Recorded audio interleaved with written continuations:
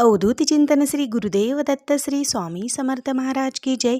श्री स्वामी समर्थ. माझ्या सर्व ताई आणि दादांना तुमचं सर्वांचं स्वामी समर्थ माझ्या या चॅनलमध्ये स्वागत आहे. आजचा दिवस स्वामी महाराजांच्या कृपेने तुमचा सुखाचा आणि आनंदाचा जावो ही स्वामीचरणी प्रार्थना करून आजच्या नवीन व्हिडिओला नवीन सेवेला सुरुवात करूया. तर बघा, आता श्रावण मासाला सुरुवात झालेली आहे आणि श्रावण मासाची सुरुवातच नेमकीच गुरुवारपासून झालेली आहे.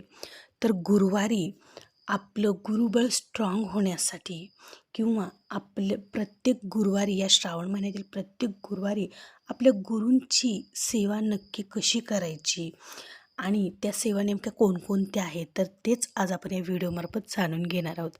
तर त्याआधी जर तुम्ही चॅनेलला नवीन असाल तर आपल्या चॅनेलला सबस्क्राईब करा, लाईक करा आणि शेअर करायला विसरू नका.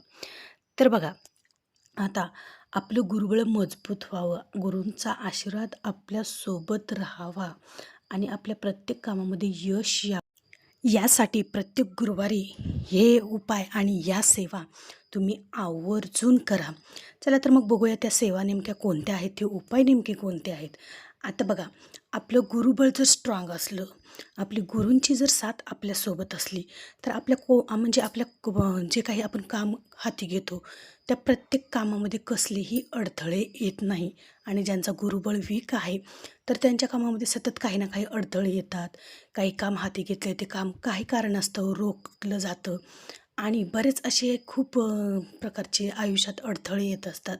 मग त्याच्यामुळे जर आपलं गुरुबळ मजबूत असलं तर आपल्या गुरूंचा आशीर्वाद, कृपा आशीर्वाद आपल्याला मिळतो आणि गुरूंची साथ जर असेल तर कोणत्याही कामात अपयश हे येत नाही.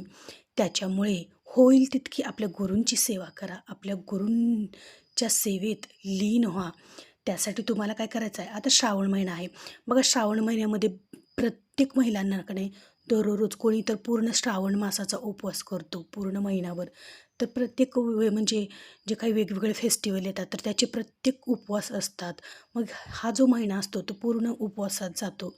मग ह्या श्रावण महिन्यात खूप पवित्र हा श्रावण महिना आहे. तर या श्रावण महिन्यामध्ये तुम्ही जितके होईल तितके व्रतवैकल्य आवर्जून करा. मग ते व्रतवैकल्य कोणते आहेत, कोणते ते उपवास करावे लागतील, तर आपण तीच माहिती आज या व्हिडिओमार्फत जाणून घेणार आहोत. तर सर्वात आधी बघा, आता बऱ्याच जण ताईक नाही स्वामी चरित्र सारामृताचं 5 गुरुवारचं पारायण करणार आहेत किंवा पूर्ण 21 दिवस म्हणा, पूर्ण हा महिनाभर, श्रावण महिन्यातील पूर्ण हा महिनाभर कोणी स्वामी चरित्र सारामृताचं पारायण करत आहे, संकल्पयुक्त करणार आहेत. बरेच जणांनी संकल्प करूनसुद्धा या पारायणाची आजपासून सुरुवात करणार आहेत. तर तुम्हाला पण या श्रावण महिन्यामध्ये प्रत्येक गुरुवारी तुमच्या घरामध्ये काही हे उपाय तुम्हाला करायचे आहेत. बघा, प्रत्येक गुरुवारी तुमचं सगळं काही काम आवरलं की आंघोळीच्या पाण्यामध्ये तुम्हाला चिमूटभर हळद टाकायची आहे आणि त्या पाण्याने तुम्हाला आंघोळ करायची आहे. आणि त्याचबरोबर पिवळ्या रंगाचं वस्त्र तुम्हाला परिधान करायचं आहे. पिवळ्या रंगाचा ड्रेस असो, पिवळ्या रंगाची साडी असो, जर तुम्ही अशा प्रकारे जर केलं तर तुमचा गुरुबळ हा खूप मजबूत होईल, स्ट्रॉंग होईल. त्यामुळे आवर्जून गुरुवारी पिवळ्या रंगाचे वस्त्र नक्की धारण करा. त्याचबरोबर मुख्य दरवाजाला तुमच्या उंबरट्याला तुम्हाला हळदीचं लेपन करायचं आहे. हळद घ्या, थोडंसं गोमूत्र टाका, पाणी टाका, गुलाबजल टाका आणि उंबरट्याला हळदीचं लेपन करा. याने माता लक्ष्मी तुमच्या घरामध्ये येईल आणि अखंड वास तुमच्या घरामध्ये करेल आणि माता लक्ष्मीचा कृपाआशीर्वाद तुमच्यावर राहील. अशा प्रकारे आता ही सर्व काही झालं. स्वामी महाराजांच्या मूर्तीवर छानपणे षोडोपचारी पद्धतीने अभिषेक करा, पाण्याचा करा किंवा दह्यादुधाचा करा, अभिषेक करायचा आहे. आणि नंतर एक स्वामी चरित्र सारामृताचं तुम्हाला पारायण करायचं आहे. ही सेवा तुम्ही आवर्जून करा. त्याचबरोबर तुम्हाला संक्षिप्त श्री गुरुचरित्राचं पारायणसुद्धा तुम्ही करू शकतात. म्हणजे प्रत्येक गुरुवारी या कोणत्या ना कोणत्या सेवा तुम्ही नक्की करा. दररोज जरी केलं ना तरी पण खूप चांगलं असणार आहे, पण दररोज वेळ मिळत नाही बऱ्याच जणांना, काही जणांना मिळतो, काही जणांना मिळत नाही. तर त्यांनी गुरुवारी ह्या सेवा नक्की करा. संक्षिप्त श्री गुरुचरित्राचं पारायण आवर्जून तुम्ही गुरुवारी करा.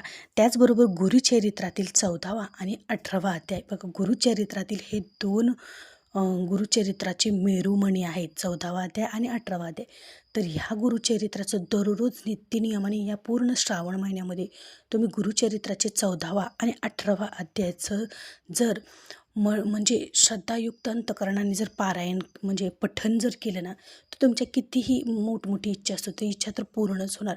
पण तुमच्या आयुष्यातील जे काही दुःख, संकट, अडचणी आहेत, जी पैशाची चणचण तुम्हाला भासते, तर ती सुद्धा सर्व काही या या म्हणजे या गुरुचरित्रातील अध्यायाच्या पठणाने निघून जातील. तर ताईंनो, आवर्जून गुरुचरित्रातील 14वा अध्याय आणि 18वा अध्यायाचं नक्की पठण करा. त्याचबरोबर तुम्ही नामस्मरणसुद्धा करू शकतात. श्री स्वामी समर्थ, श्री स्वामी समर्थ, स्वामी महाराजांचं नामस्मरण करू शकतात. दत्त महाराजांचं नामस्मरण करू शकतात. दिगंबरा दिगंबरा श्रीपाद वल्लभ दिगंबरा, दिगंबरा दिगंबरा श्रीपाद वल्लभ दिगंबरा, असं दिवसभर तुम्ही नामस्मरण करू शकतात. आणि देवघरासमोर बसून निदान एक तरी माळ श्री स्वामी समर्थ या मंत्राची आणि दिगंबरा दिगंबरा श्रीपाद वल्लभ दिगंबरा या मंत्राची माळ आवर्जून करा. आणि होईल तितकं गुरुवारी तुम्हाला पिवळ्या रंगाचा पदार्थ दान करायचा आहे. बघा, पिवळ्या रंगाची केळी असो, पेढे असो, वडापाव असो, आणखी काही असो, जे स्वीट आहेत, जे खाण्याचे पदार्थ आहेत, तर आवर्जून गरजू व्यक्तींना तुम्हाला पिवळ्या रंगाचं दान करायचं आहे. मग अशा व्यक्तीला ज्याला खरंच त्या वस्तूची गरज आहे, खरंच त्या ह्याची त्याला गरज आहे, अशा व्यक्तींना आवर्जून तुम्ही पिवळ्या रंगाचं दान करा. मग तुम्हाला शक्य असेल तर तुम्ही वस्त्र दान करू शकतात किंवा एखादा खाण्याचा पदार्थ तुम्ही दान करू शकता. तुम्हाला जे शक्य होईल ते तुमच्या यथाशक्तीनुसार तुम्ही जे होईल ते या म्हणजे प्रत्येक गुरुवारी दानधर्मसुद्धा करू शकतात. प्रत्येक गुरुवारी तुम्ही केंद्रामध्ये आरतीसाठी जा, स्वामी महाराजांच्या आरतीला हजेरी लावा. तिथे नैवेद्यासाठी काही ना काही घेऊन जा. नैवेद्यासाठी स्वामी महाराजांना दाखवल्यानंतर सर्व तिथल्या लोकांना प्रसाद स्वरूपात ते वाटा. नंतर घरी घेऊन जा. घरी आपल्या सर्व घरातील व्यक्तींना प्रसाद म्हणून तुम्ही तिथे प्रसाद स्वामी महाराजांचा देऊ शकतात. याने आपल्या घरात स्वामी महाराजांचा अखंड वास राहतोच आणि स्वामी महाराजांची कृपा आपल्यावर नक्की राहते. त्याचबरोबर तुम्ही घोरकष्टोद्धारण स्तोत्राचं पठण करू शकतात किंवा स्वामी महाराजांचे 108 म्हणजे स्वामी महाराजांच्या 11 माळी जप करू शकतात किंवा तारक मंत्राचं तुम्ही 11 वेळेस वाचन करू शकतात, पठण करू शकतात. खूप साऱ्या सेवा आहेत. या सेवा जर तुम्ही केल्या तर बघा, तुमचं गुरुबळ हे नक्की स्ट्रॉंग होणार आहे.